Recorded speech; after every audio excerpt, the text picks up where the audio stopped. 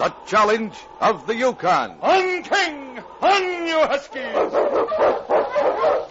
The Wonder Dog King, swiftest and strongest of Eskimo lead dogs, blazes the trail through storm and snow for Sergeant Preston as he meets the challenge of the Yukon. Sergeant Preston was typical of the small band of Northwest Mounted Police who preserved law and order in the new Northwest country, where the greed for wealth and power led to frequent violence and bloodshed. But in spite of the odds against them, Sergeant Preston and his Wonder Dog King met that challenge, and justice ruled triumphant.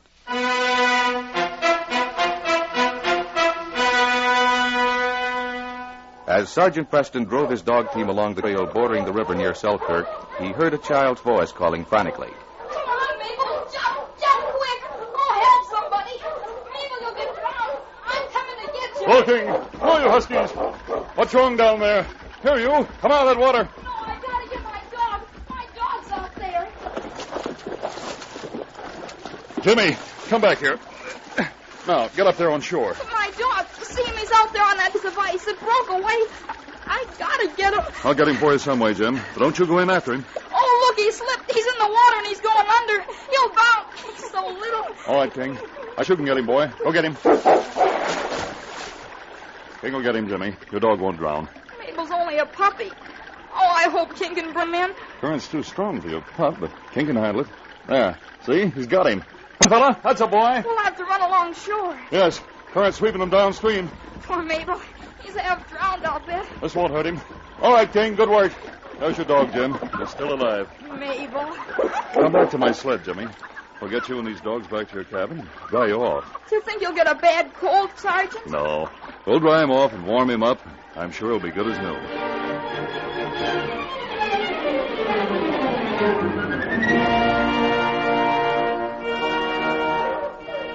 Hello, King. Hi, you Huskies. Here we are, Jim. Gee, you're swell, Sergeant Preston, to bring us home on your sled like this.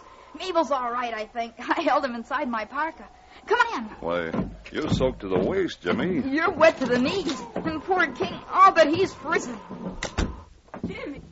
Oh, hello, Sergeant Preston. Hello, Mrs. Rogers. What on earth has happened? Mabel went out on the ice and it broke loose and went floating down the river. King saved him. Mabel again. That dog gets you in more trouble. They're both all right, I think, Mrs. Rogers, but Jimmy better change his clothes. Oh, you're wet too, Sergeant. Just to the knees. Bring King here beside the fire. Mabel is shivering. Guess I better wrap a blanket around him. Here, give Mabel to me. Now, you change those clothes at once. All right, Mom. Now, just why does he call that dog Mabel? Oh, he likes that name. He had another dog once called Mabel, so this one had to be the same. Even though he should be called Mike or Prince. Well, what kind of dog is Mabel? My dad says he's a thoroughbred mongrel. Oh. A mixture of just about everything, I guess. All I know is he's more trouble than any dog I ever saw. He chews everything and carries things out, buries them, But Pop says he has the best disposition of any dog in the world. Yes, that dog is just like your father.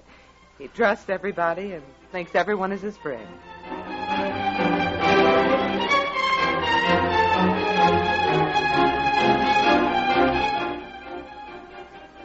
I want another pair of mucklucks, Pierre. But, Pete, I have just sold you a new pair last week. What happened to them?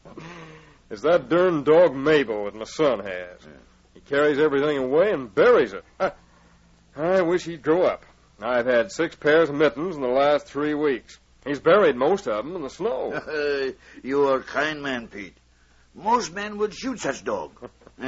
Here's some fine mucklucks. You try them on. All right. Hello, Pierre. Hello, Jake. You want something? Well, I need some flour and tobacco. I hate to ask you, Pierre, but I'm going to need a little more credit. Jake, I am generous man, I think. But 3 times now I have give you credit when long time ago I should have stopped. This time I must say no. But, Pierre, I ain't got a dime. What's wrong, Jake? Got no money? I've had some tough luck. Give him what he wants, Pierre. Put it on my account. But, Pete, Gee, thanks, Pete. You're sure a good fella. Oh, well, all right. Here is your tobacco, and here is flour. I'll pay you back, Pete, as soon as I get on my feet. Well, so long. So long, Jake. I'll take these mucklucks, Pierre. Guess I better wear them. You should not give your money to Jake. He's no good. Well, maybe he's having a little hard luck. Hard luck at gambling. Never have I seen such man as you. How many men have you upstake? Oh, quite a few. But you never can tell. If they hit pay dirt, half of it'll be mine. Some of them you hardly know.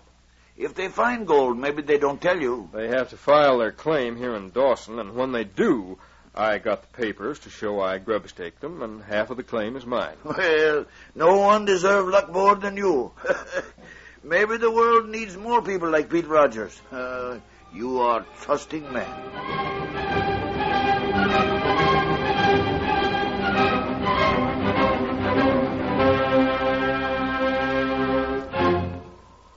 Two men were camped a few miles outside of Dawson. Pierce Vance was older and dominated Bill Davis, who was smaller and milder. We'll stay here for a few days till we find out what's happening in town. You better go into Dawson tomorrow. Somebody might recognize me and start asking questions. They won't know you. That beard changes your face. Find out if Pete Rogers is still around, where he's living. Hey, Pierce, don't you think it'd be better to give him a share of our claim? After all, he did grubstake us when we didn't have any money. Now, don't start that again. This claim is too good to give him half of it. It'll mean thousands of dollars. We ain't going to do it. Well, you have to file a claim. I don't see how you We'll file it after we get the paper Rogers has that shows he grub-staked us. If he loses that, he can't prove nothing legally. And the claim is all ours. Now, go on. Get to Dawson right away.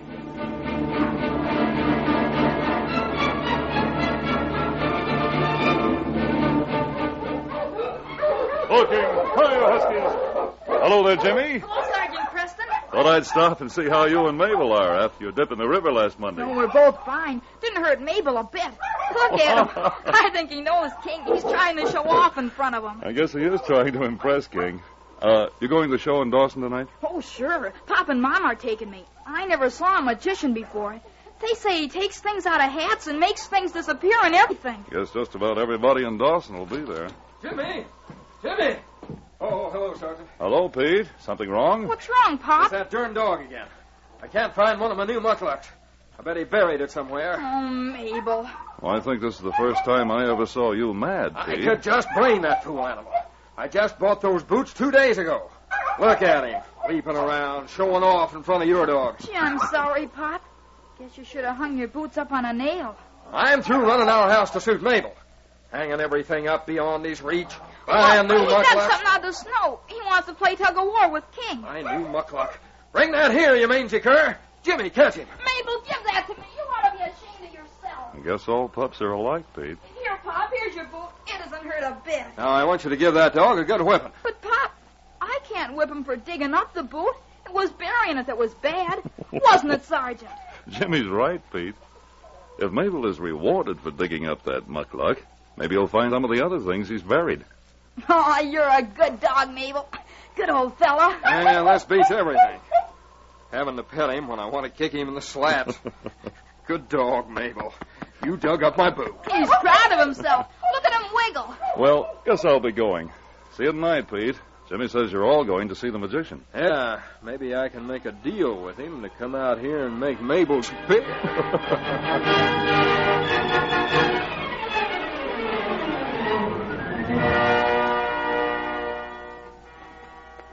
Yeah, this is Pete's cabin. Gone to show, all right. Yeah, everything's dark. Give me that lantern. I'll light it inside. You better stay out here and watch. So you leave the door open. If I see anything, I'll whistle. Hey, you shut up. Friendly little cuss, ain't you? Here, get down. I don't want to play with you. Get down, I say.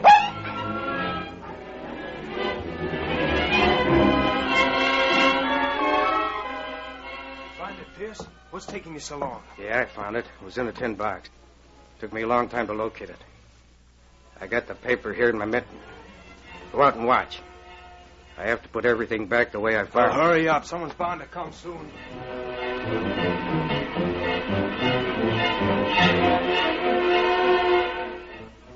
Hey, Pierce, what the heck are you doing? That sure will be out any minute. That's the craziest thing I ever heard of. I put my mitten right down there on the floor with that paper in, and it's gone. I've looked all over for it. Just ain't in this cabin. Well, you bats. Look in your pockets. Yes, I looked in my pockets. I looked everywhere. Maybe this pup was playing with it. I thought of that, but I've searched every inch of this cabin. Couldn't have swallowed that mitten. Well, the door was open. Well, let's have a look outside. Bring that lantern. You stay in there, pup. There's tracks all over this place. Don't see any mitten. It'd be here if he took it out. Well, if we can't find it, it's a cinch nobody else can. Ghost must have taken the mitten. Well, anyhow, I guess we're safe. Tomorrow morning, I'm going over and file a claim. The office is just a few doors from the hotel.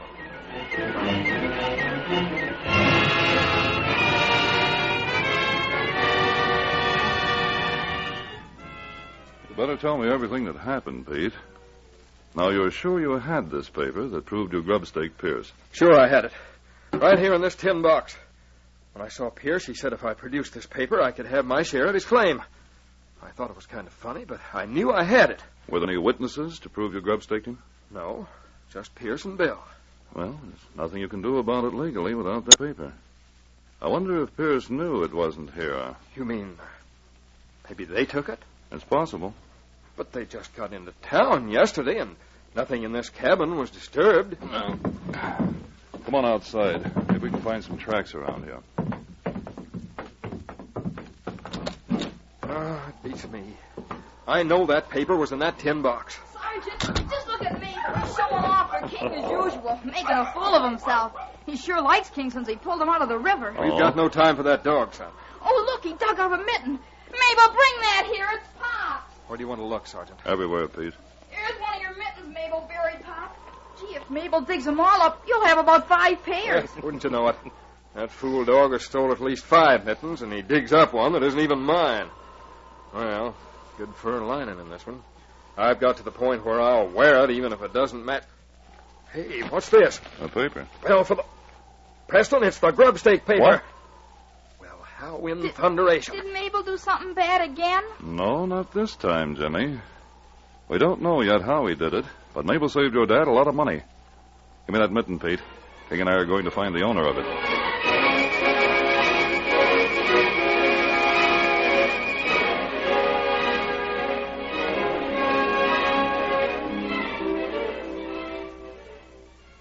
There they come now, Sergeant. That's Pierce and Bill. I want them to cross the lobby and start down the hall. Here, King. This mitten. Find him, fella. Can he trace the scent? Certainly.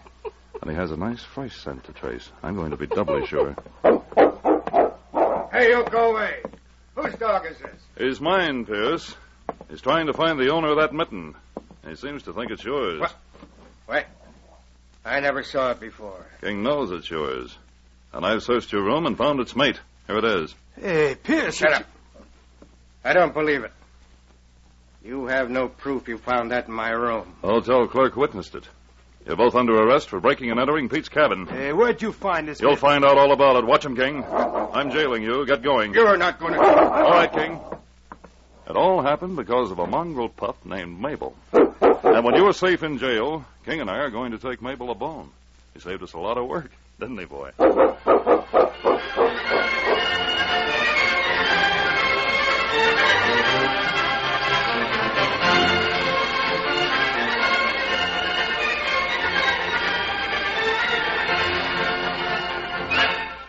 These copyrighted dramas originate in the studios of WXYZ Detroit, and all characters, names, places, and incidents used are fictitious. They are sent to you each week at the same time. Hugh Holder speaking. This is the Michigan Radio Network.